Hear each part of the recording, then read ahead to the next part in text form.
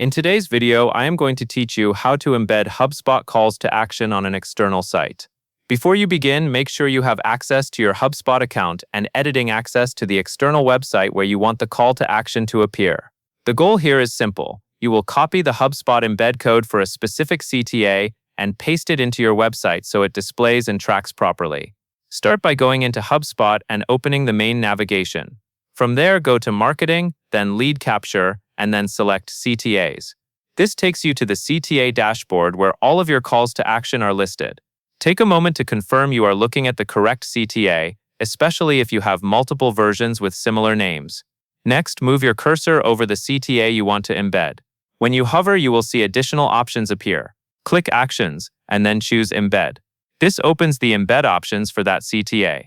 HubSpot will generate a JavaScript snippet that is designed to load the CTA on pages outside of HubSpot while still allowing HubSpot to track views and clicks.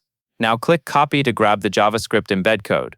When you copy it, be careful not to edit the code or remove any characters. Even a small change can keep the CTA from rendering correctly. If you are working in a team, it is also a good idea to paste the code into a temporary note first, just to ensure you have the complete snippet before moving to your site editor. With the code copied, open your external site's editor. Navigate to the exact page and section where you want the CTA to show. Add an HTML block or a code block depending on what your website platform calls it. Then paste the HubSpot JavaScript embed code directly into that block. Place it in the position where you want the CTA to appear in the layout, since the CTA will render wherever the embed code sits in the page structure. Finally, save your changes and publish the page. Publishing is important, because the CTA will not be live until the updated page is actually pushed out to visitors.